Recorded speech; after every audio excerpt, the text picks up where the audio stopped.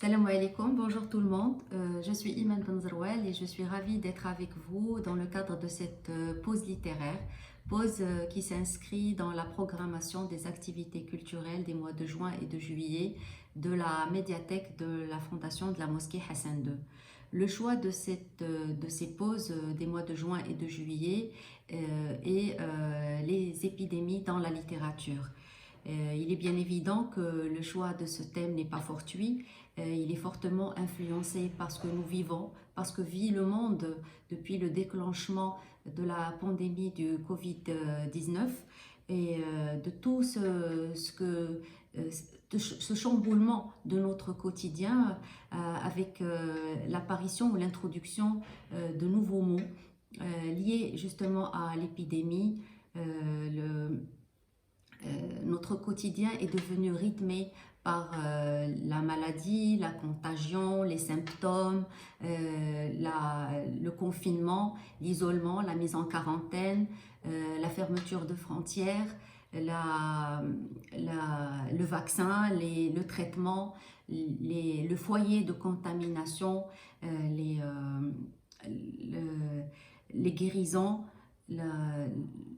j'ai dit le traitement, bien sûr la solidarité, l'union, la mort, l'espoir, le questionnement, l'angoisse, la peur. Donc autant de mots qui font notre quotidien et ce sont des mots que nous retrouvons ou que nous évoquons à chaque fois qu'une épidémie apparaît et à chaque fois qu'on traite de l'épidémie, bien sûr variablement, dépendamment du contexte et des conditions spatio-temporelles. Et justement, les épidémies dans la littérature, quand on fait une recherche, on découvre que la bibliographie mondiale regorge d'œuvres et de productions littéraires qui ont pour thème l'épidémie, soit en trame de fond, comme l'amour au temps du choléra, ou en tant que sujet à part entière ou sujet central, comme la peste d'Albert Camus. Les épidémies dans la littérature, la littérature épidémique, comme certains l'appellent, elle est soit réelle, c'est-à-dire elle part d'épidémies qui ont réellement existé, qui ont touché ou frappé une région, un pays ou le monde entier, soit elles sont fictionnelles, qu'elles sont le pur imaginaire, elles viennent de l'imagination de l'auteur. Les épidémies dans la littérature, plusieurs genres littéraires ont abordé les épidémies ou abordent l'épidémie. Cela va du conte, la fable, les romans, le roman ésotérique, le polar scientifique, le polar médical, la littérature de jeunesse et bien sûr autant de genres, autant d'approches et autant d'épidémies. La peste, le choléra, la lèpre, les fièvres, la grippe dans toutes ses variantes et tout récemment et le VIH, l'Ebola et bien sûr le coronavirus, le Covid-19 qui va s'ajouter à cette liste d'épidémies qui ont inspiré des centaines d'auteurs à travers le monde et qui ont inspiré des œuvres et des chefs-d'œuvre littéraires qui ont été plébiscités et qui ont marqué l'histoire de la littérature mondiale. L'épidémie est utilisée par la littérature aussi comme allégorie ou comme métaphore pour aborder des sujets complexes ou des sujets difficiles à aborder ou des sujets carrément interdits. Les auteurs ont utilisé l'épidémie pour parler de mal auquel peut faire face une communauté et les auteurs utilisent les épidémies aussi pour nous interroger, pour nous interpeller, pour nous pousser à se poser des questions par rapport à notre vécu, par rapport à notre existence, par rapport à nos comportements, nos attitudes, par rapport à nos relations sociales, par rapport à nos relations ou nos agissements vis-à-vis du monde extérieur, nos agissements vis-à-vis de la nature. Et il nous invite aussi, l'épidémie de manière générale et dans la littérature, nous invite à refaire une lecture, à nous lire différemment, à lire ce qui nous entoure différemment. Et je cite à ce niveau l'écrivain Jack London qui dans La peste écarlate dit « Un jour viendra où les hommes moins occupés des besoins de leur vie matérielle réapprendront à lire. » Et parlant de lecture, justement, et parlant de littérature et d'épidémie, je propose pour cette première pause littéraire de vous parler du roman incontournable et intemporel qui est celui de La peste d'Albert Camus. Un roman qui a été édité pour la première fois en 1947 et qui a tout de suite été plébiscité, a reçu le prix des critiques la même année. La peste d'Albert Camus fait partie d'un cycle de romans, de 3 romans, le cycle de la révolte, un cycle qui a permis à l'auteur Albert Camus de recevoir le prix Nobel de la littérature en 1957.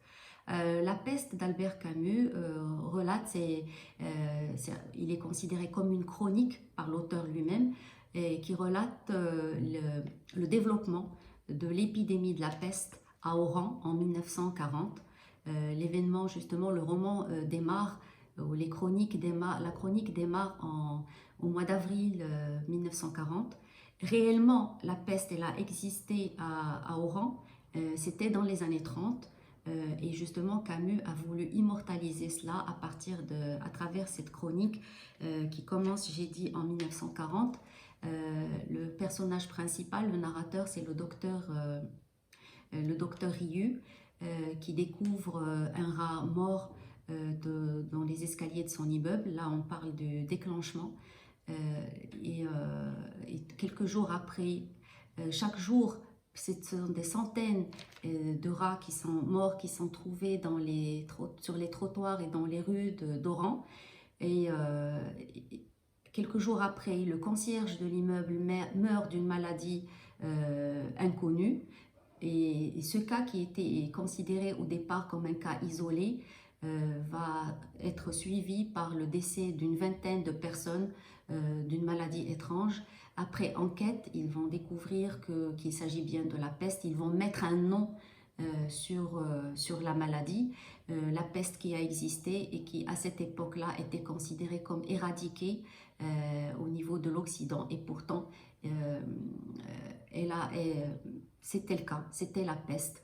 Et après donc la déclaration de la maladie, des événements vont suivre, le déni, le manque de réactivité, le nombre de morts qui augmente de jour en jour et qui va faire que les autorités vont enfin réagir avec la pression du docteur Rieu et des gens qui sont autour de lui et qui vont faire que enfin la ville va fermer ses frontières et enfin va se fermer et que ses habitants vont être coupés de l'extérieur, il n'y aura plus de communication, ils vont vivre un isolement et on va suivre justement ce vécu d'isolement à travers le vécu de divers personnages, un vécu qui, même en le lisant en 2020, on se retrouve parfaitement dans ces questions qui se posent, dans ces réflexions que la solitude nous impose. Donc les personnages, comme j'ai dit, sont très diversifiés et notamment Grand, le fonctionnaire, qui rêve d'achever un roman qu'il peine à entamer, qu'il peine à avancer au-delà de la première page.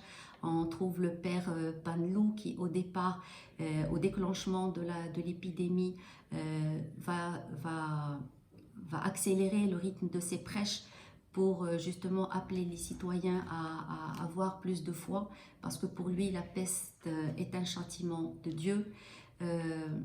Et donc, on a deux forces parallèles qui se côtoient. D'une part, le docteur Rieu qui représente le héros malgré lui, l'altruiste qui va tout faire, qui va s'acharner contre la maladie Et tous les gens, tous ces hommes qui vont se mettre autour de lui, ce sont la force du bien, et parallèlement la maladie qui continue ou l'épidémie qui continue à faire tomber des centaines de morts, des morts qu'il faut traiter. On ne parle plus d'enterrement, on parle de fosses communes, puis de crématoires pour se débarrasser au plus vite des corps. Et donc tout ce que cela génère comme réflexion, comme tristesse, c'est une tragédie, c'est une hécatombe. Et Oran est décrite comme en train de tomber en ruine.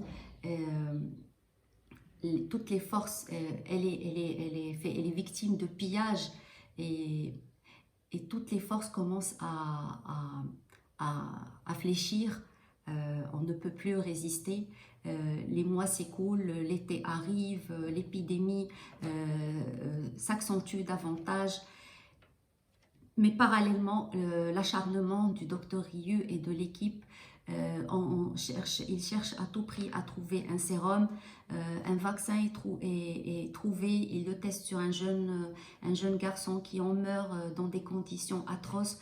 Donc il y a l'atrocité, mais il y a aussi des sentiments beaux, des sentiments nobles. Il y a aussi des moments d'escapade pour vivre dans le chaos. On se permet des moments de vie, entre guillemets, normal, des moments de beauté. L'été est passé, janvier arrive, donc presque une année, le mois d'avril, ça s'est déclenché au mois d'avril. Janvier annonce un premier recul de la maladie. Les gens autour de Riu tombent un à un, notamment le père Pandlou qui, après ses prêches pour appeler à la foi, commençait à prêcher plus par rage et par mécontentement de voir autant d'innocents partir à cause de la maladie. Il tombe malade aussi et il en meurt.